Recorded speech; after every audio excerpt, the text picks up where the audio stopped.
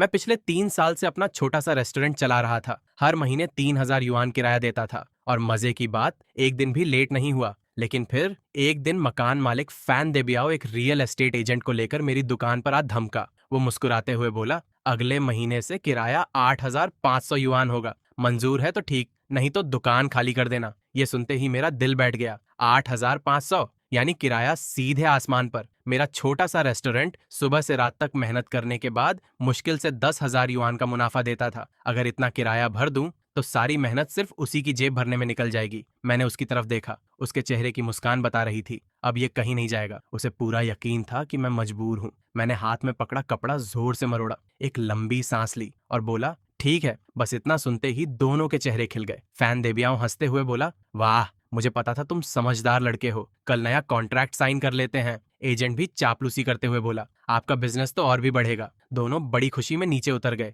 मैं वहीं खड़ा उनकी जाती हुई आवाजें सुनता रहा और जैसे ही उनकी हंसी पूरी तरह गायब हुई, मैंने तुरंत फोन निकाल लिया। हेलो शाओगू, मैं ये चेन बोल रहा हूँ। उधर से आवाज आई। हाँ भाई बोलो, मैंने बिना समय गंवाए पूछा। सड़क के सामने वाली जो दुकान 6 महीने से खाली पड़ी है, वो अभी भी खाली है ना? वो हंस पड़ा। अरे भाई, अभी भी खाली है। मालिक तो परेशान हो चुका है। पहले 1,500 युआन मांग रहा था, अब 900 में भी देने को तैयार है। विदेश जा रहा है, इसलिए जल्दी दुकान ट्रांसफर करना चाहता है। 900? मेरे चेहरे पर हल्की सी मुस्कान आ गई। मैंने तुरंत कहा, उसे बोलो मैं 5 साल का कॉन्ट्रैक्ट अभी साइन करूंगा। शाओगू भी चौंक गया। सच में? हाँ, अभी बुलाओ। फोन कटते ही मैंने दूसरा नंबर मिलाया। हेलो, शुनफा मूविंग कंपनी, मुझे अभी तुरंत दुकान शिफ्ट करनी है। पूरी रात लगे तो भी चलेगा, पैसे की चिंता मत करो। उधर से तुरंत हाँ मिल गई। ज्यादा देर नहीं हुई थी कि सामने वाली दुकान का मालिक और शाओगू दोनों पहुंच गए। मैं भी सड़क पार करके उनके पास चला गया। दुकान का मालिक करीब 50 साल का आदमी था। उसने शटर उठाया। अंदर पूरा हॉल खाली था।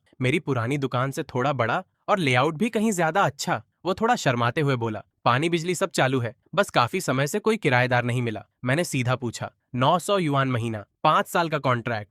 वो तुरंत बोला, हाँ, अगर सच में 5 साल के लिए लोगे तो 1 महीने की सिक्योरिटी और 3 महीने का एडवांस काफी है। मैं मुस्कुराया, 3 महीने नहीं, मैं 1 महीने की सिक्योरिटी और पूरे 12 महीने का किराया एडवांस दूंगा। ये सुनते ही दोनों एकदम जाम हो गए। उन्हें यकीन ही नहीं हुआ। मैं बोला, हर महीने किराए की टेंशन नहीं चाहिए, कॉन्ट्रैक्ट लाए हो ना? उन्होंने तुरंत कागज और पेन मेरे हाथ में दे दिया। मैंने आराम से पूरा कॉन्ट्रैक्ट लाइन लाइन पढ़ा। सब कुछ बिल्कुल सही था। 5 साल तक किराया नहीं बढ़ेगा। बस फिर क्या था, मैंने बिना एक सेकंड सोचे अपना नाम साइन कर दिया और वहीं खड़े खड़े पूरे पैसे ट्रांसफर भी कर दिए। दुकान का मालिक इतना खुश हो गया कि तुरंत चाबी मेरे हाथ में रख दी। अब से ये दुकान आपकी है। पानी या बिजली की कोई भी दिक्कत हो, सीधे मुझे फोन करना। मैंने चाबी जेब में रखी। ठीक है, और बिना रुके वापस सड़क पार अपनी पुरानी दुकान की तरफ चल पड़ा। पीछे से शाओगू आवाज लगाने लगा, अरे भाई, इतनी जल्दी कहाँ जा रहे हो? लेकिन अब रुकने का वक्त नहीं था, क्योंकि असली खेल अब शुरू होने वाला था। जैसे ही मैं अपनी दुकान पहुंचा, वहां पहले से एक बड़ा ट्रक खड़ा था।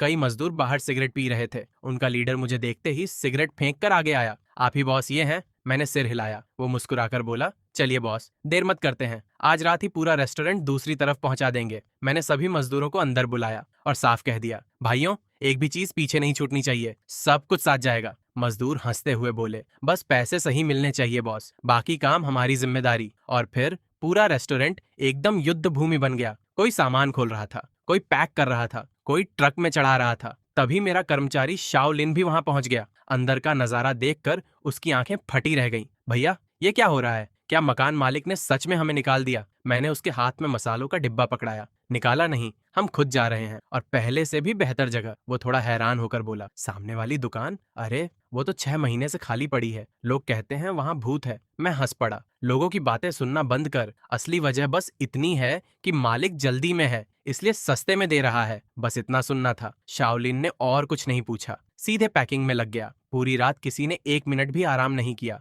और आखिर सुबह के करीब 3 बजे पुरानी दुकान पूरी तरह खाली हो चुकी थी। मैंने सभी मजदूरों को तय पैसे से 2 गुनी मजदूरी दी। उनके चेहरे खुशी से खिल उठे। उधर सुबह होने तक नई दुकान पूरी तरह तैयार भी हो गई। शाओलिन थक कर गिरने वाला था। मैंने उसे घर भेज दिया। जा, थोड़ा आराम कर, दोपहर में वापस आ जाना। सुबह के ठीक 6 बजे मैंने चावल धोए और दिन की पहली हड्डियों वाली गर्मा गर्म शोरबे की कड़ाही चढ़ा दी। 7:30 बजे मैंने अपने लिए नूडल्स का एक कटोरा बनाया, खिड़की के पास बैठकर आराम से खाने लगा। वहीं से सामने मेरी पुरानी दुकान साफ दिखाई दे रही थी। शटर पूरी तरह बंद था। ऐसा लग रहा था जैसे किसी का मुंह लटक गया हो। नूडल्स खत्म करते ही मैंने अपना पुराना बोर्ड साफ किया, ये फैमिली रेस्टोरेंट, और उसे नई दुकान के ऊपर टांग दिया। फिर लाल कागज पर बड़े अक्षरों में लिखा, आज ओपनिंग डे है, हर चीज पर 20% की छूट। ठीक 8 बजे फैन देबियाओ वहां पहुंचा। उसने पहले बंद शटर को देखा, फिर जोर से ऊपर खींचा। शटर खुल गया और अगले ही पल उसका पूरा चेहरा जम गया। अंदर कुछ भी नहीं था, एक कुर्सी तक नहीं। वो पागलों की तरह अंदर भागा, चारों तरफ देखा, फिर बाहर निकल आया।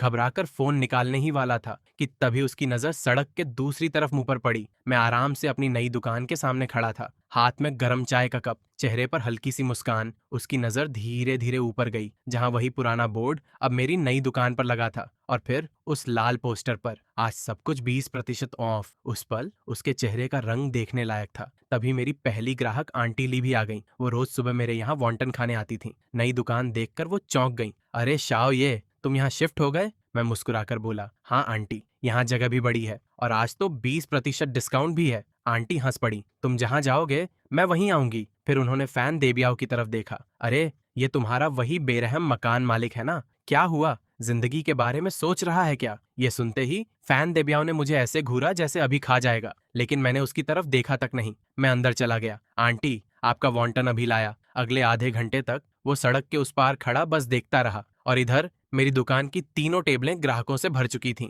कोई बोला, शाओ, ये नई दुकान तो पहले से कहीं ज्यादा बढ़िया है। दूसरा हंसते हुए बोला, सुबह शटर बंद देखा तो लगा तुम भाग गए। मैं भी हंस पड़ा। अरे, मेरे हाथ का स्वाद जहां जाएगा ग्राहक वहीं आएंगे। सभी पुराने ग्राहक जोर जोर से हंसने लगे। आखिर 3 साल का भरोसा था। उन्हें मेरे खाने पर भी भरोसा था और मेरे इंसान होने पर भी। इसलिए जब वो फैन देबियाओ को देख रहे थे, उनकी नजरों में सिर्फ तिरस्कार था। आखिरकार वो गुस्से से सड़क पार करके मेरी दुकान के अंदर आ गया। पूरा माहौल अचानक शांत हो गया। शाओलिन थोड़ा डर गया। मैंने उसे इशारे से शांत रहने को कहा और खुद आगे बढ़ गया। क्या हुआ अंकल फैन? उसका चेहरा गुस्से से काला पड़ चुका था। ये चेन, तूने मुझे बेवकूफ बनाया। मैंने बिल्कुल शांत आवाज में जवाब दिया। कैसे? तुमने कहा था अगर किराया मंजूर नहीं होगा तो दुकान छोड़ दोगे, और मैंने छोड़ दी। अब इसमें धोखा कहाँ है? वो चीखा। ये तो हमारे बीच तय हो चुका था। मैंने तुरंत जवाब दिया। पहली बात, हमने कोई नया कॉन्ट्रैक्ट साइन ही नहीं किया। दूसरी बात, तुम खुद एजेंट लेकर मेरी दुकान पर आए थे और मुझे मजबूर किया था। अब तुम मुझे ईमानदारी सिखा रहे हो? थोड़ा अजीब नहीं लग रहा? इतना सुनते ही ग्राहक भी बोल पड़े, अरे बूढ़े, पहले 3,500 लेते थे, अब सीधे 8,500। किराया बढ़ाना था या डाका डालना था? अगर शाओये को दूसरी दुकान नहीं मिलती तो तुम उसकी पूरी मेहनत खा जाते। हर तरफ से बातें सुनकर फैन देबियाओ का चेहरा लाल से सफेद होने लगा। उसे समझ आ गया था आज पूरा मोहल्ला उसके खिलाफ खड़ा है। लेकिन जाते जाते उसने उंगली दिखाकर धमकी दी, ये चेन अभी खत्म नहीं हुआ है। मैं इस सड़क पर तेरा बिजनेस बंद करवा दूंगा। मैंने बिना डरे उसकी आंखों में देखा। ठीक है, मैं इंतजार करूंगा, लेकिन याद रखना, ये कानून वाला समाज है। अगर तुमने कोई गड़बड़ की तो पुलिस बुलाने में मुझे 1 सेकंड नहीं लगेगा। फिर मैं ग्राहकों की तरफ मुड़ा। सब लोग माफ करना, आज आपकी वजह से खाना ठंडा हो गया। आज का पूरा बिल मेरी तरफ से। बस फिर क्या था, पूरी दुकान तालियों और खुशियों से गूंज उठी। फैन देबियाओ कुछ सेकंड तक मुझे घूरता रहा, फिर सबकी नफरत भरी नजरों के बीच चुपचाप अपनी गाड़ी में बैठा और तेजी से वहां से निकल गया। मैं उसकी गाड़ी को दूर जाते हुए देखता रहा। मेरे चेहरे की मुस्कान धीरे धीरे गायब हो गई। मैं जानता था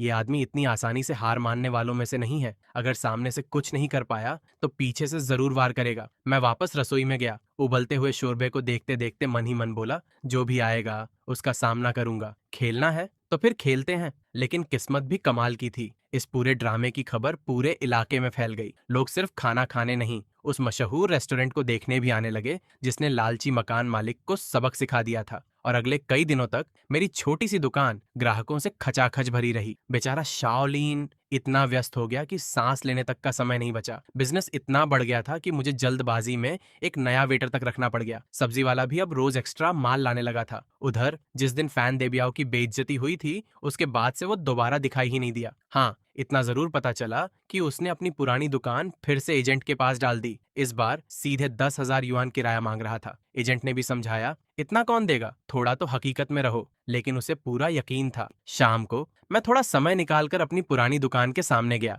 शटर अब भी बंद था। अगर ये चेन का रेस्टोरेंट चल सकता है तो कोई दूसरा भी आएगा। बेचारा कई दिन निकल गए, ना कोई किराएदार आया, ना किसी ने दुकान देखने की भी जहमत उठाई। मैंने सोचा था कि अब ये बस अपनी जिद में ही फंसा रहेगा, लेकिन तभी उसने एक नया खेल शुरू कर दिया। सबसे पहले भाई लिन मेरे पास दौड़ता हुआ आया। उसके चेहरे पर चिंता साफ दिखाई दे रही थी। भैया, आपने सुना? क्या हुआ? बाजार में अफवाह फैल रही है कि हमारे रेस्टोरेंट की सब्जियां गंदी होती हैं। मैंने भौहें सिकोड़ ली। किसने फैलाया? वो बोला, कई पुराने ग्राहक पूछने आए थे। सामने वाली किराने की दुकान वाली आंटी, जो पूरे मोहल्ले में यही बोल रही हैं। मैं चुपचाप सुनता रहा।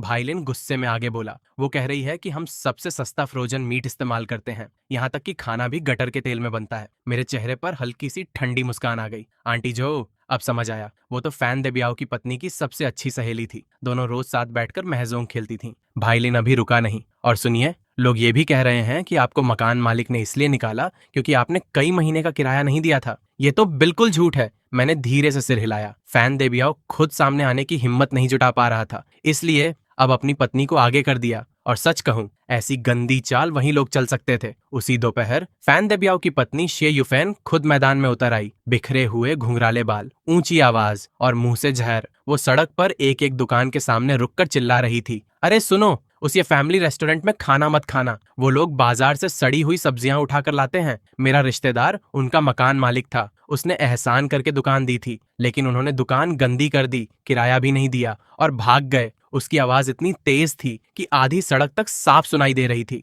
रास्ते से गुजरने वाले लोग भी रुककर मेरी दुकान की तरफ देखने लगे। अंदर बैठे ग्राहक भी ये सब सुन रहे थे। उनके चेहरे उतर गए। उधर शाओलिन का गुस्सा 7वें आसमान पर पहुंच चुका था। उसने झाड़ू उठाई और बाहर भागने लगा। भैया, आज इसे सबक सिखा देता हूँ। मैंने तुरंत उसका हाथ पकड़ लिया। रुक। वो हैरान होकर मेरी तरफ देखने लगा। मैं बोला, अगर अभी जाकर उससे लड़ेंगे तो वही होगा जो वो चाहती है। लोग लड़ाई देखेंगे, सच नहीं। शाओलिन ने दांत भींच लिए। तो फिर करे क्या? मैं मुस्कुराया। जितना बोलना है बोलने दो। अभी जितना ऊपर जाएगी, बाद में उतनी ही जोर से गिरेगी। इतना कहकर मैंने मोबाइल निकाला, कैमरा ऑन किया और दूर खड़े खड़े पूरे 5 मिनट तक उसकी हर बात रिकॉर्ड करता रहा। वीडियो में वो एक के बाद एक झूठ बोलती जा रही थी। कुछ जान पहचान वाले दुकानदार भी उसकी हाँ में हाँ मिला रहे थे। बस मुझे जितना सबूत चाहिए था मिल चुका था। मैंने फोन जेब में रखा और अंदर बैठे ग्राहकों की तरफ मुड़ गया। दोस्तों, जो लोग लंबे समय से यहाँ आते हैं उन्हें तो सच पता ही है, लेकिन नए ग्राहकों का भरोसा जीतना भी मेरी जिम्मेदारी है। इसलिए कल दोपहर ठीक 12 बजे हमारी रसोई आधे घंटे के लिए सबके लिए खुली रहेगी। जिसे जो देखना है खुद आकर देख लेना। चावल, आटा, तेल, सब्जियां, मांस, सब कुछ। मैं ये चेन ईमानदारी से कारोबार करता हूँ। इतना सुनते ही एक पुराने ग्राहक ने हंसकर कहा, शाओ, ये हमें तुम पर पूरा भरोसा है। दूसरा बोला, मैं तो कल अपने पड़ोसी को भी साथ लाऊंगा। तीसरा बोला, उन चुगलखोर औरतों को भी पता चल जाएगा कि साफ सफाई किसे कहते हैं। कुछ ही मिनटों में दुकान का माहौल फिर से पहले जैसा हो गया। उधर शे युफेन बड़बड़ाते हुए वहां से चली गई। मैं उसे जाते हुए देखता रहा। मेरे होंठों पर ठंडी मुस्कान थी। शे युफेन, फैन देबियाओ, तुम्हें लगता है यही अंत है? असली शो तो अब शुरू होगा। अगले दिन मेरी ओपन किचन वाली खबर पूरे इलाके में फैल चुकी थी। मैंने पहले से ही दर्जनों पर्चे छपवा लिए थे। उन पर सिर्फ एक लाइन लिखी थी, सच्चाई को सबूत की जरूरत नहीं, फिर भी आइए और अपनी आंखों से देखिए। ये फैमिली रेस्टोरेंट आपको हमारी रसोई देखने के लिए आमंत्रित करता है। मैंने शाओलिन और कुछ पुराने ग्राहकों की मदद से वो पर्चे आसपास की कॉलोनियों, ऑफिसों और मोहल्ले के वीचेट ग्रुप तक पहुंचवा दिए। इतना ही नहीं,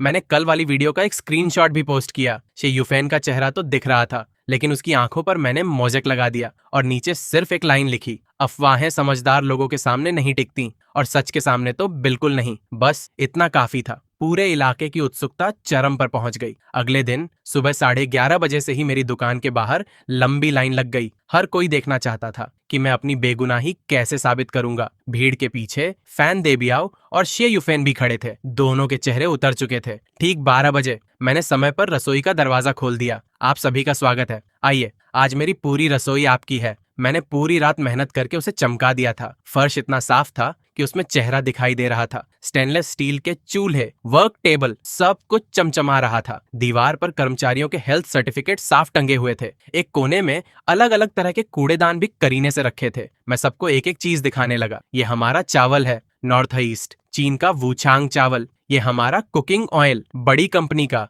नॉन जीएमओ। फिर मैंने दीवार की तरफ इशारा किया और ये रही उसकी खरीद की रसीद, जिसे चाहे पास आकर देख सकता है। लोग सच में आगे बढ़े, रसीद उठाकर देखने लगे। उस पर कल की ही तारीख छपी हुई थी। मैंने सबको फ्रिज के पास ले जाकर कहा, ये देखिए, आज सुबह ही आया हुआ ताजा पोर्क। रंग देखिए और इसकी इलास्टिसिटी भी। फिर मैं सब्जियों की तरफ बढ़ा। ये सारी सब्जियां कम से कम 3 बार बहते पानी से धोई जाती हैं। मैं मुस्कुराया। सच कहूँ, मेरी रसोई तो मेरे घर से भी ज्यादा साफ है। भीड़ में खड़ी एक आंटी तुरंत बोली, शाओ ये कितना साफ सुथरा लड़का है, अब तो मैं रोज यहीं खाना खाने आऊंगी। लेकिन तभी भीड़ में से किसी ने ताना मार दिया, अरे आज के लिए तो सब साफ कर दिया होगा, असलियत कौन जानता है। इतना सुनते ही एक पुराने ग्राहक ने जवाब दिया, मैं 3 साल से यहाँ खा रहा हूँ, आज तक एक बार भी पेट खराब नहीं हुआ। ऐसी चीजें नाटक करके नहीं छुपती। मैंने हल्की मुस्कान के साथ सबकी तरफ देखा। शायद आप लोग सोच रहे होंगे मैं ये सब क्यों कर रहा हूँ, तो वजह सिर्फ एक है। कल किसी दयालु महिला ने सड़क पर मेरे बारे में बहुत सारी कहानियां सुनाई थीं। इतना कहते ही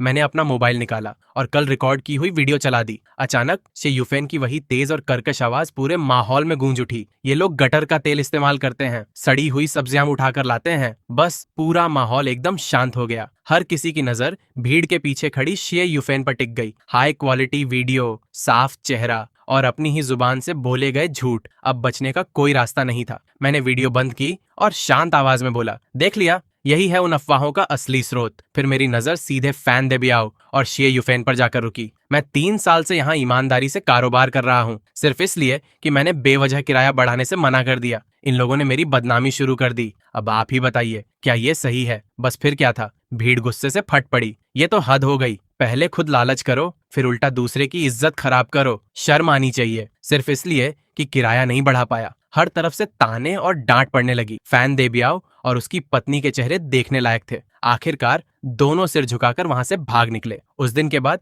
मेरा छोटा सा रेस्टोरेंट पूरे इलाके में मशहूर हो गया। लोग कहते थे, अगर साफ खाना खाना है तो सीधे ये फैमिली रेस्टोरेंट जाओ। उसी दोपहर एक लड़का आया। वो फैन देबियाओ की दुकान किराए पर लेकर मिल्क टी शॉप खोलना चाहता था, लेकिन पूरी कहानी सुनने के बाद उसने बिना कुछ बोले सिर हिलाया और वापस चला गया। उसके चेहरे पर बस एक ही बात लिखी थी, ऐसे मकान मालिक से दूर रहो। मैंने सड़क के उस पार उसकी बंद दुकान की तरफ देखा और मन ही मन बोला, फैन देबियाओ, तुम्हारा असली नुकसान तो अब शुरू हुआ है। अगले दिन मेरी दुकान के बाहर पहले से भी लंबी लाइन लगी हुई थी। बेचारा शाओलिन इतनी भीड़ संभालते संभालते उसकी आवाज ही बैठ गई। दोपहर के समय एक अधेड़ उम्र का आदमी भीड़ चीरता हुआ अंदर आया। मैंने उसे पहचान लिया। वो मास्टर माँ था। मेरी पुरानी दुकान के बगल में उसकी हेयर कटिंग की दुकान थी और वो भी फैन देबियाओ का किराएदार था। मैंने मुस्कुराकर पूछा, अरे मास्टर माँ, आइए, कैसे आना हुआ? वो सीधे मेरे सामने आकर बोला, तुम्हारा धन्यवाद करने आया हूँ। मैं थोड़ा हैरान हुआ। मेरा?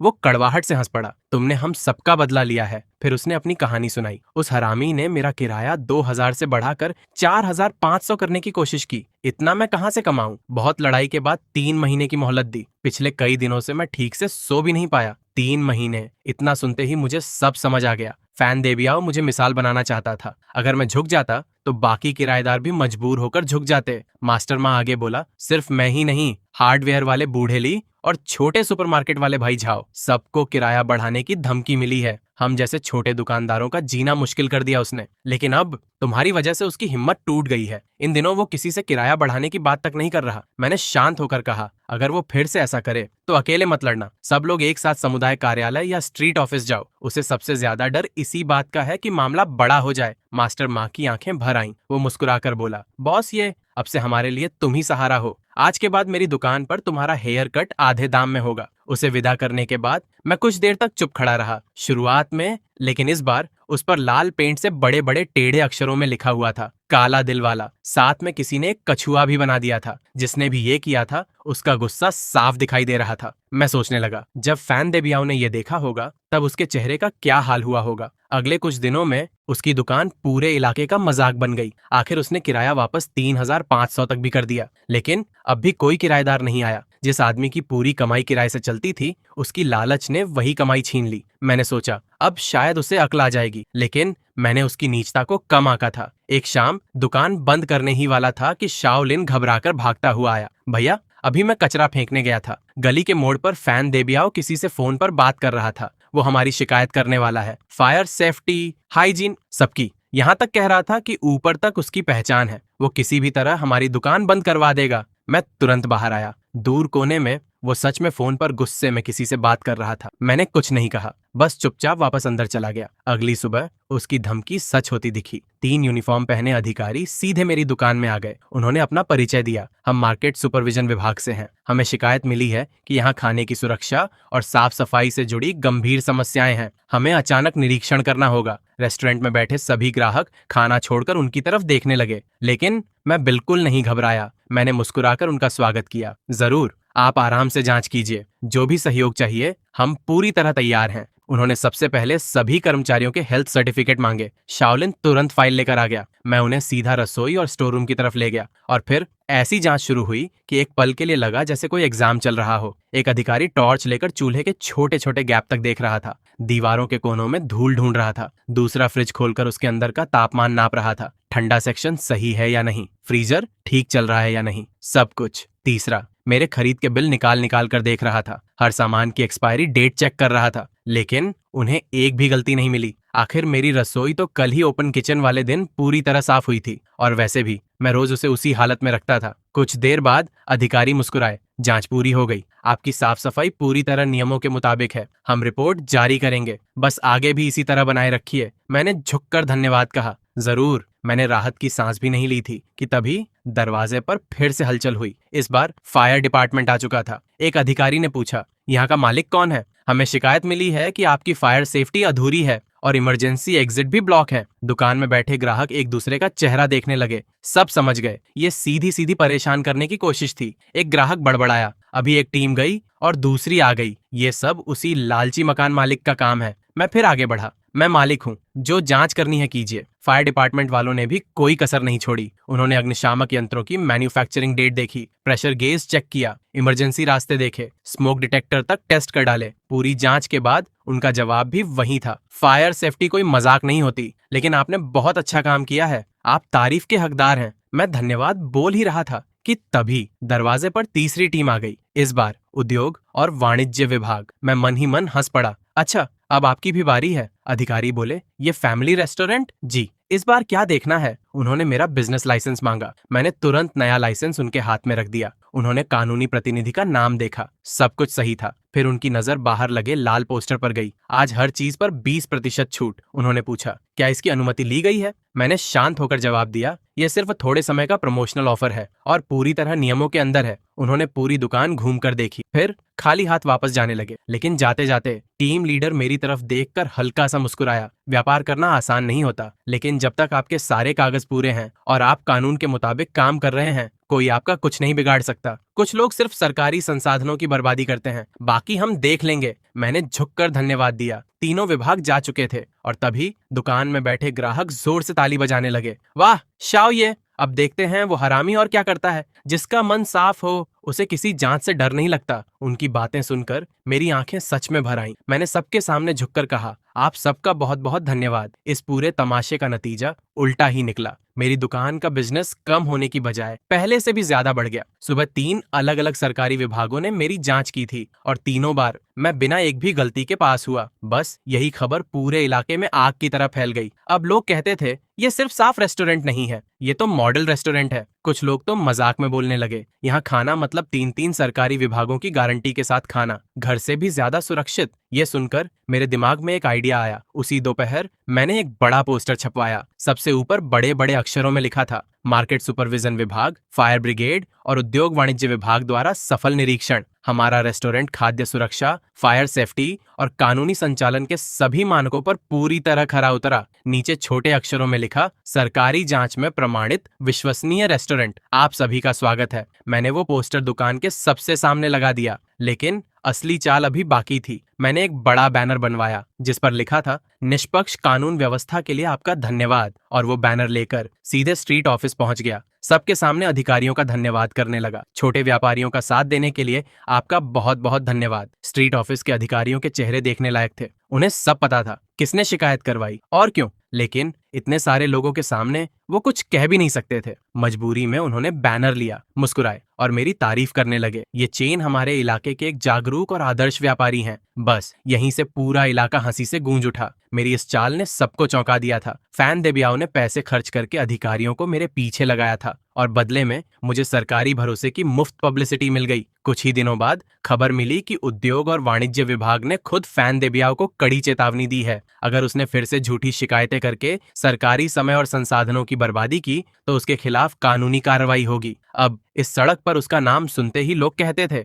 लालची, बेईमान, जैसी करनी वैसी भरनी। और सबसे पहले उसकी पत्नी शेयुफेन टूट गई। अब उसका सारा गुस्सा अपने ही पति पर निकलने लगा। मैं कई बार उनके मकान के नीचे से गुजरा। ऊपर से रोज चीखने की आवाजें आती थीं, बर्तन टूटने की आवाजें और शेयुफेन की गुस्से से कांपती हुई चीख, फैन देबियाओ, तुम किसी काम के नहीं हो। तुम्हारी वजह से अब मैं लोगों के सामने सिर उठाकर भी नहीं चल सकती। तुमने मेरी पूरी इज्जत मिट्टी में मिला दी। ऊपर उनके घर से रोज झगड़े की आवाजें आने लगी। शेयुफेन गुस्से से चीख रही थी, ये सब तुम्हारी वजह से हुआ। तुम ही तो बोले थे बाहर जाकर बदनाम करो। अब देखो, किसी ने मेरी वीडियो रिकॉर्ड कर ली। फिर उसने और जोर से चिल्लाया, अगर तुम्हें उस 5,000 युआन बढ़े हुए किराए का लालच नहीं होता तो आज ये दिन कभी नहीं देखना पड़ता। बाहर फैन देबियाओ की इज्जत खत्म हो चुकी थी और अब घर के अंदर भी उसकी हालत खराब थी। उसने हर रात शराब पीना शुरू कर दिया। इतनी पीता कि रोज नशे में धुत रहता। लेकिन उसकी आंखों में सिर्फ एक चीज बची थी, नफरत। उधर मेरी बात मानकर मास्टर माँ और बाकी दुकानदार भी एक हो गए। 5 और किराएदार उनके साथ जुड़ गए। सबने मिलकर फैन देबियाओ का सामना किया। वो हमेशा की तरह चिल्लाया,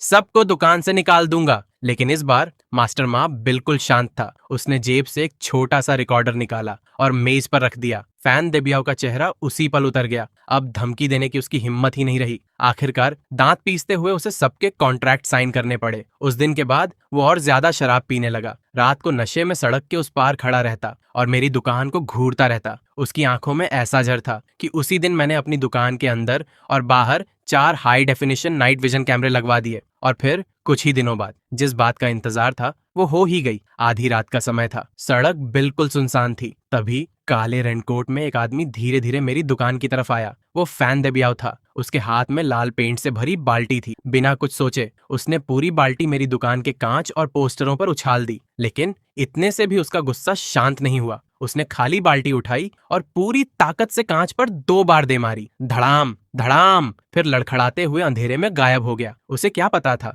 कि उसका हर एक कदम कैमरे में रिकॉर्ड हो चुका है। अगली सुबह सबसे पहले शाओलिन दुकान पहुंचा और कुछ सेकंड बाद उसका घबराया हुआ फोन आया, भैया जल्दी आइए, बहुत बुरा हो गया। मैं तुरंत वहां पहुंचा। शाओलिन गुस्से से कांप रहा था। जरूर उसी हरामी फैन देबियाओ ने किया है, अभी पुलिस बुलाते हैं, मैंने शांत आवाज में कहा। पहले नहीं, पहले सफाई वाली आंटियों को बुलाओ। जितने पैसे लगे लगने दो, लेकिन दुकान खुलने से पहले सब पहले जैसा होना चाहिए। वो हैरान रह गया। भैया बस इतना? मैं मुस्कुराया। बाकी काम मैं करूंगा। वो सफाई वालों को बुलाने चला और मैं सीधा अंदर जाकर सीसीटीवी की रिकॉर्डिंग खोलने बैठ गया। वीडियो शुरू हुई। फैन देबियाओ पेंट फेंकता हुआ, बाल्टी मारता हुआ, भागता हुआ, सब कुछ इतना साफ रिकॉर्ड हुआ था कि उसका चेहरा भी पूरी तरह दिखाई दे रहा था। मैं स्क्रीन को देखकर धीरे से बोला, फैन देबियाओ, मैं इसी मौके का इंतजार कर रहा था। इस बार तुम्हारे पास बचने का कोई रास्ता नहीं होगा। मैंने वीडियो का सबसे अहम हिस्सा काटकर अलग सेव किया। फिर उसके चेहरे वाला स्क्रीनशॉट निकाला और सीधा फोटो स्टूडियो पहुंच गया। मैंने मालिक से कहा, इसे 24 इंच में प्रिंट कर दीजिए। उसने फोटो देखी, फिर अचानक रुक गया। अरे ये तो ह्यूमन रोड वाला फैन देबियाओ है ना? मैंने सिर हिलाया। हाँ, आधा घंटा दीजिए। करीब 30 मिनट बाद मैं वो बड़ा पोस्टर लेकर वापस आया। तब तक सफाई लगभग पूरी हो चुकी थी। लेकिन मैं अपनी दुकान पर नहीं रुका। सीधे सड़क पार फैन देबियाओ की खाली दुकान के सामने गया। जेब से सुपर ग्लू निकाली और उसकी दुकान के शटर के ठीक बीचों बीच उसकी वही बड़ी फोटो चिपका दी। नीचे बड़े बड़े अक्षरों में लिखा, इस व्यक्ति की तलाश है। कल रात 2 बजे इसने मेरी दुकान में तोड़फोड़ की। जो भी इसके मकसद या अगली योजना की जानकारी देगा उसे 5,000 युआन का इनाम मिलेगा। सड़क से गुजरने वाले लोग रुक गए। एक आदमी चिल्लाया, अरे ये तो फैन देबियाओ है। दूसरा बोला, इतनी शर्मनाक हालत मैंने आज तक नहीं देखी। अपनी ही दुकान पर अपनी अपराधी वाली फोटो चिपकी हुई है। कुछ ही मिनटों में पूरे इलाके में खबर फैल गई। आधे घंटे के अंदर उसकी दुकान के सामने भीड़ लग चुकी थी। कोई हंस रहा था, कोई गालियां दे रहा था, कोई उसकी तस्वीर की फोटो खींच रहा था। उस पल फैन देबियाओ की बची खुची इज्जत भी खत्म हो गई। तभी मैंने आराम से अपना मोबाइल निकाला और 110 पर फोन मिला दिया। हेलो ऑफिसर, मेरी दुकान में कल रात तोड़फोड़ हुई है। पूरा सीसीटीवी फुटेज मेरे पास है और आरोपी की पहचान भी हो चुकी है। जी, मैं यहीं इंतजार कर रहा हूँ। करीब 10 मिनट बाद पुलिस पहुंच गई। मैंने उन्हें पूरी वीडियो वाली यूएसबी दे दी, फिर सामने वाली बिल्डिंग की तरफ इशारा किया। आरोपी वहीं रहता है, तीसरी मंजिल, कमरा नंबर 302। सैकड़ों लोगों की नजरों के सामने पुलिस उस बिल्डिंग के अंदर चली गई। कुछ देर बाद बिखरे हुए बालों वाला, नशे में टूटा हुआ फैन देबियाओ बाहर लाया गया। जैसे ही उसकी नजर अपनी ही विशाल तस्वीर पर पड़ी और उसने देखा कि पूरा मोहल्ला उसी पर हंस रहा है, उसकी आखिरी हिम्मत भी टूट गई। उसके पैर जवाब दे गए और वो वहीं सड़क पर घुटनों के बल गिर पड़ा। मैं अपनी दुकान के सामने खड़ा चुपचाप ये सब देखता रहा। करीब 1 महीने से चल रही ये लड़ाई आखिरकार यहीं खत्म हो गई। पुलिस उसे गाड़ी में बैठाकर ले गई। सायरन की आवाज धीरे धीरे दूर होती चली गई। भीड़ भी धीरे धीरे अपने घर लौटने लगी। लेकिन पूरे मोहल्ले की बातचीत का सिर्फ एक ही विषय था, फैन देबियाओ। मैंने शाओलिन की तरफ देखा।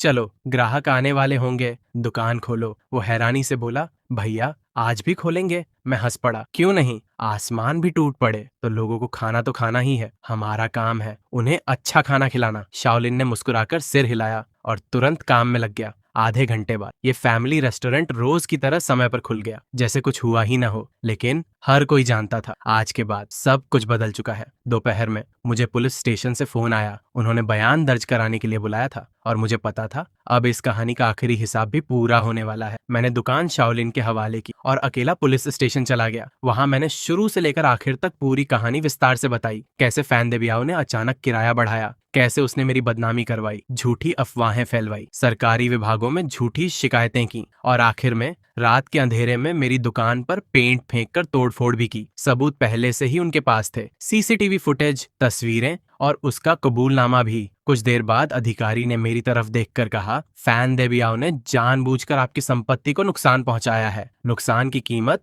5000 युआन से ज्यादा है, इसलिए उसके खिलाफ आपराधिक मामला दर्ज होगा। हम उसे कानून के मुताबिक हिरासत में रखेंगे और फिर मुकदमे के लिए भेजेंगे। हो सकता है आपको पीड़ित के तौर पर अदालत में गवाही देनी पड़े। मैंने बिना झिझक जवाब दिया, मैं पूरा सहयोग करूंगा। पुलिस स्टेशन से बाहर निकलते ही मैंने गहरी सांस ली। ऐसा लगा कई दिनों से सीने पर रखा भारी पत्थर आखिर हट गया हो। करीब आधे घंटे बाद जैसे ही मैं दुकान पहुंचा, बाहर पहले से कई लोग मेरा इंतजार कर रहे थे। सबसे आगे मास्टर माँ था। वो दौड़कर आया और मेरा हाथ कस कर पकड़ लिया। बॉस, ये हमें सब पता चल गया, तुमने कमाल कर दिया। तुमने सिर्फ अपना नहीं, पूरी सड़क का बदला लिया है। बाकी दुकानदार भी आगे आ गए। शाओ, ये आज के बाद कभी किसी चीज की जरूरत पड़े बस एक आवाज देना, हम सब तुम्हारे साथ खड़े हैं। मैं हल्का सा मुस्कुराया। आप लोग जरूरत से ज्यादा तारीफ कर रहे हैं, मैंने सिर्फ वही किया जो सही था। अब सब लोग चैन से अपना कारोबार कर पाए, बस यही काफी है। फिर मैंने हंसते हुए कहा, आज अंदर आइए, आज की दावत मेरी तरफ से। कुछ ही देर में पूरा रेस्टोरेंट फिर से हंसी और बातों से भर गया। 3 दिन बाद फैन देबियाओ की पत्नी शे युफेन मेरी दुकान पर आई। उसका चेहरा थका हुआ था, आंखें सूजी हुई थी। वो मुझे देखते ही बोली, बॉस ये। और अगले ही पल धड़ाम, वो मेरे सामने घुटनों के बल बैठ गई। कृपया मेरे पति को माफ कर दीजिए, वो इंसान नहीं, बेवकूफ है, उससे गलती हो गई। मैं उसकी तरफ से आपसे माफी मांगती हूँ। अगर जरूरत हो तो आपके सामने सिर भी झुका दूंगी। मैंने तुरंत कहा, उठिए, मेरी दुकान के सामने ऐसा मत। लेकिन वो रोती रही। वो उस रात नशे में था, उसे समझ नहीं आया उसने क्या कर दिया। अब उसे बहुत पछतावा है। बस एक बार पुलिस से कह दीजिए कि आप उसे माफ करते हैं, समझौते पर साइन कर दीजिए, हम आपका पूरा नुकसान भर देंगे, 2 गुना, 3 गुना। मैं हल्का सा हंसा। शे युफेन, क्या आपको सच में लगता है मैंने ये सब सिर्फ पैसों के लिए किया है? वो चुप रह गई। मैंने उसकी आंखों में देखते हुए कहा, जब तुम्हारे पति ने मेरा किराया 3500 से बढ़ाकर 8500 करने की कोशिश की थी, तब उसे सिर्फ पैसे दिख रहे थे। जब तुमने मेरे बारे में गटर के तेल और सड़ी हुई सब्जियों की अफवाहें फैलाई थीं, तब तुम्हें सिर्फ मेरी बदनामी करनी थी। जब झूठी शिकायतें करके मेरी दुकान बंद करवाने की कोशिश की, तब क्या तुमने एक बार भी सोचा था कि मेरे लिए कोई रास्ता बचेगा? और अब दुकान पर पेंट फेंकने और तोड़फोड़ करने के बाद तुम कह रही हो कि वो बस नशे में था। शे युफेन का चेहरा बिल्कुल सफेद पड़ गया। मैंने शांत आवाज में कहा, ये मेरे माफ करने या न करने का मामला नहीं है। उसने कानून तोड़ा है, अब फैसला अदालत करेगी। मेरा माफ करना उसे नहीं बचा सकता। ये सुनते ही उसकी आंखों में गुस्सा भर गया। वो चीखी, क्या तुम उसे पूरी तरह बर्बाद करके ही मानोगे? ये चेन, तुम्हें इसका फल जरूर मिलेगा। मैंने बिना गुस्सा किए जवाब दिया, मुझे क्या मिलेगा? ये तो नहीं पता, लेकिन तुम्हारे पति को उसके कर्मों का फल मिल चुका है। अब कृपया मेरी दुकान से चली जाइए, वरना मुझे फिर पुलिस बुलानी पड़ेगी। कुछ सेकंड तक वो मुझे घूरती रही, फिर धीरे धीरे उठी और बिना कुछ बोले चली गई। कुछ दिन बाद एक रियल एस्टेट कंपनी का मैनेजर मेरी दुकान पर आया। वो अक्सर मेरे यहाँ खाना खाता था। उसने मुस्कुराकर कहा, मिस्टर, ये क्या आपने कभी दूसरी ब्रांच खोलने के बारे में सोचा है? मैं थोड़ा चौंका। वो आगे बोला, शहर के पूर्वी हिस्से में नया कमर्शियल प्लाजा बन रहा है, अगले साल खुलेगा। हमें आपके खाने और आपके चरित्र पर पूरा भरोसा है। हमने सबसे अच्छी लोकेशन और सबसे कम किराया आपके लिए रोक कर रखा है। आइए, ये फैमिली रेस्टोरेंट को एक ब्रांड बनाते हैं। उस पल ऐसा लगा जैसे मेरे सामने एक नई दुनिया का दरवाजा खुल गया हो। 1 महीने बाद अदालत ने फैसला सुना दिया। जानबूझकर संपत्ति को नुकसान पहुंचाने के अपराध में फैन दे बियाओ को 8 महीने की जेल हुई। उसकी गिरफ्तारी के कुछ समय बाद उसकी दुकान और उसका मकान दोनों बाजार भाव से लगभग 30% कम कीमत पर बिक गए। आज जब मैं अपनी पुरानी दुकान के सामने से गुजरता हूँ तो वहाँ मचान लगा हुआ दिखाई देता है। मजदूर काम कर रहे हैं। पुराना शटर हट चुका है, उसकी जगह अब चमकती हुई नई ग्लास वॉल लग रही है। फैन दे बियाओ का दौर यहीं खत्म हो गया और मेरी नजर अब उससे कहीं आगे देख रही थी। मेरी दराज में शहर के नए कमर्शियल प्लाजा का प्रोजेक्ट रखा हुआ था। इन दिनों मैं अपने सभी सिग्नेचर व्यंजनों की रेसिपी लिख रहा था, हर डिश का स्टैंडर्ड प्रोसेस तैयार कर रहा था। साथ ही मैंने ऑनलाइन बिजनेस मैनेजमेंट का कोर्स भी ज्वाइन कर लिया। एक दिन शाओलिन ने मुझे रोज इतना व्यस्त देखकर पूछा, भैया, हमारी दुकान तो पहले ही बहुत अच्छी चल रही है, फिर आप इतना सब क्यों कर रहे हैं? मैं मुस्कुराया। शाओ लिन, ये छोटी सी दुकान हमारी मंजिल नहीं है, ये सिर्फ शुरुआत है। एक दिन इस शहर में एक नहीं, दो नहीं, बल्कि कई ये फैमिली रेस्टोरेंट होंगे। ये सुनते ही शाओलिन की आंखें चमक उठीं। उसकी आंखों में वही सपना था जो अब मेरी आंखों में भी था। शहर का नया कमर्शियल प्लाजा सरकार की सबसे बड़ी विकास परियोजनाओं में से एक था, वहीं जहां आने वाले समय में शहर के सबसे ज्यादा लोग आएंगे। खरीदारी, ऑफिस, मनोरंजन और खाने पीने का सबसे बड़ा केंद्र। मैंने प्रोजेक्ट का नक्शा खोला। उसमें रंग से एक जगह चिन्हित थी, ग्राउंड फ्लोर, सड़क की तरफ और ठीक सामने बड़ा फव्वारा। पूरे कमर्शियल प्लाजा की सबसे शानदार लोकेशन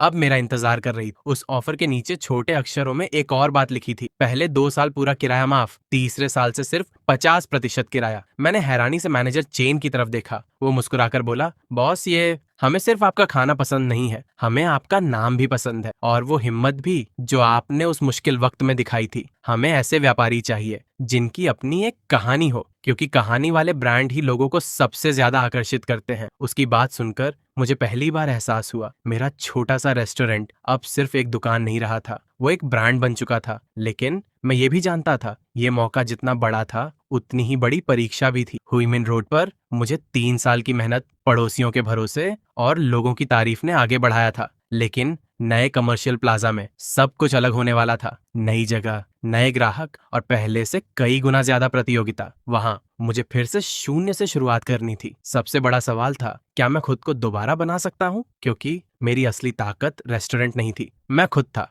हर डिश का स्वाद, हर मसाले की मात्रा, हर पकाने का समय, सब मेरे दिमाग और मेरे हाथों में था। लेकिन अगर दूसरी ब्रांच खोलनी थी तो इस हुनर को एक सिस्टम बनाना पड़ेगा। ऐसा सिस्टम जिसे कोई भी सीख सके, जिसे बार बार दोहराया जा सके और हर बार एक जैसा स्वाद मिले। बस उस दिन से मैंने अपनी हर डिश को तोड़ना शुरू कर दिया। कितने ग्राम सब्जी, कितना मांस, कौन सा मसाला पहले, कौन सा बाद में, कितनी देर पकाना है, ऊपर से कितने चम्मच सॉस डालनी है, हर छोटी से छोटी चीज मैं लिखता गया। मैंने तेल नापने के लिए मापने वाला कप रखा, टाइम देखने के लिए टाइमर रखा। अब सब कुछ अंदाजे से नहीं, नियम से होने लगा। शाओलिन ये सब देखकर हैरान रह गया। वो हंसते हुए बोला, भैया, आप खाना बना रहे हैं या केमिस्ट्री का प्रयोग कर रहे हैं? मैं भी हंस पड़ा। आज से तू मेरा पहला छात्र है। धीरे धीरे ये पुरानी दुकान मैं तेरे हवाले करूंगा और तुझे बिल्कुल मेरे जैसा स्वाद बनाना सीखना होगा। ये सुनते ही शाओलिन की आंखों में आग सी जल उठी। उसने वो सारे नोट्स दोनों हाथों से पकड़े और जोर से सिर हिला दिया। लेकिन सिर्फ नियम बना देने से काम नहीं चलता। मुझे एक ऐसा हेड शेफ भी चाहिए था जिसकी नींव मजबूत हो, जो टीम को संभाल सके और जरूरत पड़ने पर अपनी समझ भी लगा सके। मैंने कई जगह खबर भिजवाई, सप्लायर से भी कहा, अगर कोई अच्छा शेफ मिले तो मुझे जरूर बताना। एक वीकेंड मैं बस पकड़कर नए कमर्शियल प्लाजा पहुंचा। वहां अभी भी निर्माण चल रहा था, हर तरफ क्रेन, मचान, सीमेंट की गंध। लेकिन मैं सामने खड़ा उस बनती हुई इमारत को देख रहा था और मेरे अंदर अजीब सा जोश भर रहा था। मैं मन ही मन मुस्कुराया। फैन दे भी आओ, तुम मुझे खत्म करना चाहते थे, लेकिन तुम्हारी वजह से मेरे लिए इससे भी बड़ी दुनिया का दरवाजा खुल गया। मैंने कभी सोचा भी नहीं था कि मेरी जिंदगी यहाँ तक पहुंचेगी। करीब 15 दिन बाद मैंने आधिकारिक तौर पर नए कमर्शियल प्लाजा के साथ लेटर ऑफ इंटेंट पर साइन कर दिए। साइनिंग वाले दिन मैनेजर चेन भी मौजूद था और कई स्थानीय मीडिया वाले भी बुलाए गए थे। उन्होंने मेरा इंटरव्यू लिया। एक रिपोर्टर बोला, बॉस, ये की कहानी इस दौर के मेहनती लोगों की मिसाल है। खबर टीवी और अखबारों में आई और मैं एक बार फिर पूरे शहर में चर्चा का विषय बन गया। मोहल्ले के लोग भी खुश थे। कोई बोला, वाह शाओ, ये अब तो शहर के पूर्वी हिस्से में भी तुम्हारी ब्रांच खुलेगी। दूसरा हंसकर बोला, फिर हमारा क्या होगा? इतनी दूर खाना खाने जाना पड़ेगा क्या? मैं हंसते हुए बोला, अरे नहीं, ये पुरानी दुकान कभी बंद नहीं होगी। यही हमारा हेडक्वार्टर रहेगा और इसे संभालेगा शाओलिन। स्वाद पहले जैसा ही रहेगा। उधर शाओलिन की तरक्की भी देखने लायक थी। वो अपना हर खाली समय रसोई में बिताने लगा। एक साधारण टमाटर अंडे की सब्जी वो दर्जनों बार बनाता, जब तक उसका रंग, उसकी खुशबू, उसका स्वाद बिल्कुल मेरे जैसा ना हो जाए। उसे मेहनत करते देखकर मुझे अपने पुराने दिन याद आ गए, जब मैं भी इसी तरह अकेला खड़ा हर दिन सीख रहा था। उसी वक्त मैंने मन ही मन फैसला कर लिया, जब नई ब्रांच पूरी तरह चलने लगेगी तो इस पुरानी दुकान में मैं शाओलिन को 30% हिस्सेदारी दूंगा। उसी दौरान मुझे नया हेड शेफ भी मिल गया। एक सप्लायर ने उसका नाम सुझाया, जुआंग कियांग। उम्र सिर्फ 26 साल। शहर के एक 5 स्टार होटल में सू शेफ था। हाथ बहुत मजबूत, लेकिन सीधी बात करने की आदत की वजह से उसे कभी प्रमोशन नहीं मिला।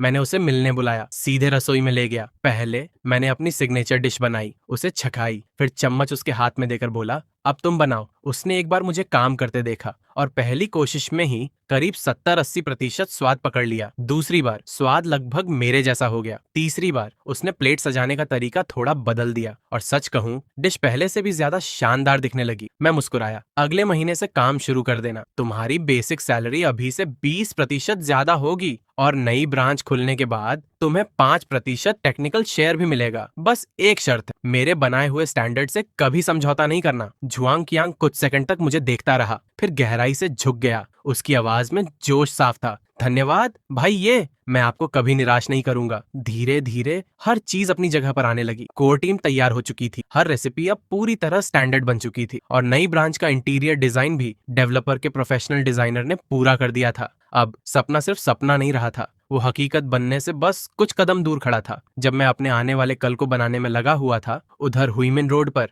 अतीत पूरी तरह बदल रहा था। सड़क के उस पार फैन दे बियाओ की पुरानी दुकानों को नए मालिक ने खरीद लिया था और अब उन्हें मिलाकर एक बजट होटल बनाया जा रहा था। हर दिन मचान कम होती जा रही थी। नई ग्रे दीवारें, बड़ी बड़ी कांच की खिड़कियां, धीरे धीरे पूरी इमारत सामने आने लगी, दिखने में इतनी शानदार कि कोई सोच भी नहीं सकता था यहाँ कभी फैन दे बियाओ की दुकानें हुआ करती थीं। कई बार मैं मास्टर माँ और बाकी पुराने दुकानदारों को सड़क किनारे खड़े देखता। सब उस होटल की तरफ इशारा करते और चुपचाप बातें करते। मैं समझ सकता था वो इमारत नहीं देख रहे थे, वो वक्त को गुजरते हुए देख रहे थे। देखते ही देखते पूरे 8 महीने बीत गए। अब वो बजट होटल खुले हुए भी 2 महीने हो चुके थे और उसका कारोबार भी जबरदस्त चल रहा था। मजेदार बात ये थी, उस होटल की वजह से पूरी सड़क पर बाहर से आने वाले लोगों की संख्या बढ़ गई और उन नए ग्राहकों में से बहुत सारे सीधे मेरे रेस्टोरेंट में खाना खाने आने लगे। उधर जुआंग कियांग भी अब पूरी तरह हमारी टीम का हिस्सा बन चुका था। वो सिर्फ मेरे बनाए नियम नहीं मानता था, बल्कि अपने 5 स्टार होटल के अनुभव से हमारी पूरी किचन मैनेजमेंट को और बेहतर बना चुका था। काम पहले से तेज और ज्यादा व्यवस्थित हो गया और शाओलिन, वो तो पूरी तरह बदल चुका था। जो लड़का कभी हर बात पर भैया भैया करता हुआ मेरे पीछे घूमता था, आज वही पूरे मैनेजर वाले कॉन्फिडेंस के साथ दुकान संभाल रहा था। उधर शहर के पूर्वी हिस्से वाला नया कमर्शियल प्लाजा भी लगभग तैयार हो चुका था। मेरी नई ब्रांच का इंटीरियर शुरू हो गया। मैंने आधिकारिक तौर पर ये फैमिली रेस्टोरेंट का ट्रेडमार्क भी रजिस्टर करवा लिया, साथ ही अपनी कैटरिंग कंपनी भी बना ली। अब मेरा लक्ष्य साफ था, एक दुकान नहीं, पूरा ब्रांड। एक दोपहर मैं जुआंग कियांग के साथ बैठकर अगली तिमाही के नए व्यंजनों पर चर्चा कर रहा था। तभी मेरी नजर बाहर गई और वहां एक जाना पहचाना चेहरा दिखाई दिया। फैन दे बियाओ। वो जेल से बाहर आ चुका था। जुआंग कियांग ने भी उसे देखा, धीरे से पूछा, भाई ये कोई पुराना जानने वाला है क्या? मैंने बस एक नजर उसकी तरफ देखी, फिर शांत होकर बोला, छोड़ो, काम की बात करते हैं। मुझे लगता है इस क्रिस्पी टोफू की सॉस में मिठास थोड़ी कम करनी चाहिए। बस इतना ही। जिस इंसान ने कभी मेरी जिंदगी उलट पुलट कर दी थी, अब वो मेरे लिए सिर्फ अतीत बन चुका था। और फिर वो दिन भी आ गया जिसका मैं महीनों से इंतजार कर रहा था। शहर के पूर्वी हिस्से का नया कमर्शियल प्लाजा अपने ट्रायल ऑपरेशन के पहले दिन खुलने वाला था। पूरा प्लाजा रंग बिरंगे झंडों से सजा हुआ था। हर तरफ भीड़, शोर, उत्साह और ठीक बीचों बीच सबसे शानदार जगह पर खड़ा था मेरा नया ये फैमिली रेस्टोरेंट। दुकान के बाहर फूलों के बड़े बड़े गुलदस्ते सजे थे। लाल कालीन दुकान से लेकर प्लाजा के बीच तक बिछा हुआ था। मैं सूट पहनकर रिबन कटिंग समारोह में खड़ा था। जब मेरी बारी आई, मैंने माइक पकड़ा, गहरी सांस ली और बोलना शुरू किया। नमस्कार, मेरा नाम ये चैन है। हो सकता है आप में से कई लोग मुझे मेरे खाने से नहीं बल्कि किसी और वजह से जानते हो। इतना सुनते ही पूरी भीड़ हल्का सा हंस पड़ी। मैं भी मुस्कुरा दिया। लेकिन आज मैं चाहता हूँ कि आप मुझे और मेरे रेस्टोरेंट को एक नई नजर से देखें। हमारे पास कोई बड़ा राज नहीं है, सिर्फ दो चीजें हैं, ईमानदारी और स्वाद। हुइमिन रोड की 60 टेबल वाली छोटी दुकान से लेकर आज इस 300 वर्ग मीटर के नए रेस्टोरेंट तक ये दो चीजें कभी नहीं बदलेंगी। धन्यवाद। सुबह ठीक 10:18 पर रिबन कटा और नई ब्रांच आधिकारिक तौर पर खुल गई। कुछ ही मिनटों में ग्राहकों की लाइन लग गई। ओपन किचन के बीचों बीच झुआंग कियांग सफेद शेफ यूनिफॉर्म में खड़ा था। उसके पीछे 8 शेफ, हर किसी का अपना काम तय था। कोई सब्जी काट रहा था, कोई तैयारी कर रहा था, कोई प्लेट सजा रहा था, कोई खाना बना रहा था और कोई सर्व कर रहा था। पूरी रसोई ऐसे चल रही थी जैसे कोई बेहद सटीक मशीन काम कर रही हो। जिन स्टैंडर्ड प्रोसेस को बनाने में मैंने महीनों लगाए थे, आज वही हमारी सबसे बड़ी ताकत बन चुके थे। Table A3 signature breast pork और फिश फ्लेवर बैंगन तैयार। टेबल B5 क्रिस्पी टोफू और hand shredded cabbage. Zhuang Qiang लगातार ऑर्डर संभाल रहा था। हर प्लेट रंग, खुशबू और स्वाद से भरपूर। सर्वर तुरंत उन्हें ग्राहकों तक पहुंचा रहे थे। मैं पूरे हॉल में घूम घूम कर हर ग्राहक का चेहरा देख रहा था। कोई कह रहा था, वाह, यहाँ का माहौल कितना शानदार है। दूसरा बोला, ओपन किचन देखकर तो और भरोसा हो गया। इतनी साफ जगह पर खाना खाकर सच में अच्छा लग रहा है। पहले ही दिन रेस्टोरेंट की टेबल टर्नओवर उम्मीद से कहीं ज्यादा रही। रात को आखिरी ग्राहक के जाने के बाद सारे कर्मचारी अपनी अपनी कुर्सियों पर ढेर हो गए। सब थके हुए थे, लेकिन हर चेहरे पर मुस्कान थी। फाइनेंस टीम ने पहले दिन की कमाई बताई। वो रकम हुइमिन रोड वाली पुरानी दुकान की पूरे महीने की कमाई के लगभग बराबर थी। उसे सुनकर मेरी सारी मेहनत सफल लगने लगी। पहला हफ्ता बिना किसी परेशानी के निकल गया। मैंने नई ब्रांच की रोजमर्रा की जिम्मेदारी झुआंग कियांग को सौंप दी और वापस अपनी पुरानी दुकान आ गया। जैसे ही अंदर कदम रखा, शाओलिन मुस्कुराता हुआ दौड़ कर आया। जनरल मैनेजर ये। फिर खुद ही हंस पड़ा। नहीं भैया, मैं भी हंस दिया। उसने तुरंत इस महीने का हिसाब मेरे सामने रख दिया। देखिए, इस महीने भी पिछले महीने से ज्यादा कमाई हुई है। मैंने फाइल बंद की। बहुत अच्छा काम किया है, शाओलिन गर्व से बोला। सब आपने सिखाया है। उस दिन ग्राहकों के जाने के बाद मैं उसे रसोई में ले गया, दराज से एक फाइल निकाली और उसके हाथ में रख दी। वो हैरान होकर बोला, भैया ये क्या है? मैंने मुस्कुराते हुए कहा, खोल कर देख। उसने फाइल खोली और पढ़ते ही उसकी आंखें फैल गईं। मैंने धीरे से कहा, आज से इस पुरानी दुकान का 70% हिस्सा मेरा रहेगा और 30% हिस्सा तुम्हारा। आज के बाद तुम सिर्फ इस रेस्टोरेंट के मैनेजर नहीं हो, तुम इसके मालिकों में से एक हो और साल के अंत में तुम्हें तुम्हारे हिस्से का मुनाफा भी मिलेगा। शाओलिन ने फाइल पढ़ी और अगले ही पल घबराकर सिर हिलाने लगा। भैया ये बहुत बड़ा है, मैं इसे नहीं ले सकता। मैं मुस्कुराया और उसके कंधे पर हाथ रखकर बोला, तू इसका हकदार है। ये रेस्टोरेंट हमारी जड़ है और इसे बचाने में सबसे बड़ा साथ तूने दिया। अगर उस वक्त तू मेरे साथ खड़ा नहीं होता तो आज ना ये फैमिली रेस्टोरेंट होता और ना इसका भविष्य। ये 30% हिस्सा तेरा हक है। बस इतना सुनते ही शाओलिन की आंखों से आंसू निकल पड़े। इस बार उसने मना नहीं किया, बस चुपचाप सिर झुकाकर फाइल अपने सीने से लगा ली। मैं हल्की मुस्कान के साथ नई ब्रांच की तरफ लौट गया, लेकिन वहां पहुंचते ही मेरे कदम रुक गए। दरवाजे पर मास्टर माँ, बूढ़ेली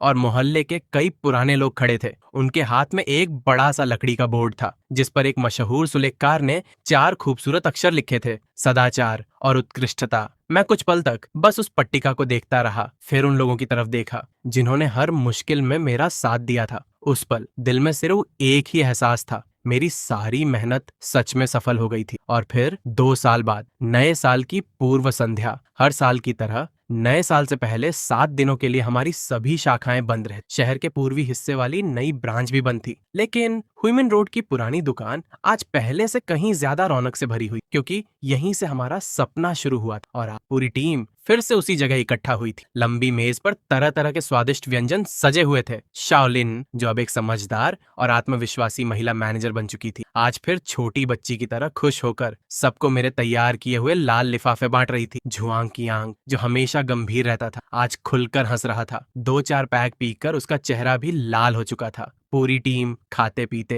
हंसते पुरानी बातें याद कर रही थी। कोई पिछले साल की सफलता गिना रहा था, कोई आने वाले साल के सपने देख रहा था। माहौल एक परिवार जैसा था। इन 2 सालों में ये फैमिली रेस्टोरेंट एक छोटी सी दुकान से पूरा एक छोटा रेस्टोरेंट ब्रांड बन चुका था। हुईमिन रोड वाला हेडक्वार्टर, पूर्वी शहर का फ्लैगशिप स्टोर, और अब दक्षिण और पश्चिम इलाके में भी हमारी तीसरी और चौथी शाखा खुल चुकी थी। चारों ब्रांच शानदार चल रही थी। मेरी कैटरिंग मैनेजमेंट कंपनी भी अब एक बड़े ऑफिस में शिफ्ट हो चुकी थी, जहां अलग अलग विभाग थे, फाइनेंस, एचआर, मार्केटिंग। अब मैं अकेला इंसान नहीं था जो किराया भरने के लिए दिन रात मेहनत करता था। अब मेरे साथ पूरी टीम थी। एक समय मैं सिर्फ एक छोटा दुकानदार था, आज मैं करोड़ों की कंपनी बनाने की राह पर था। स्थानीय मीडिया भी अब अक्सर हमारी कहानी दिखाती थी। तभी किसी ने मुस्कुराकर पूछा, भाई, ये अगले साल का क्या प्लान है? क्या आप दूसरे प्रांतों में भी ब्रांच खोलें? मैंने हाथ में पकड़ा गिलास धीरे से रखा और मुस्कुराकर बोला, रेस्टोरेंट चलाना अच्छा सूप बनाने जैसा होता है। सबसे बड़ी गलती होती है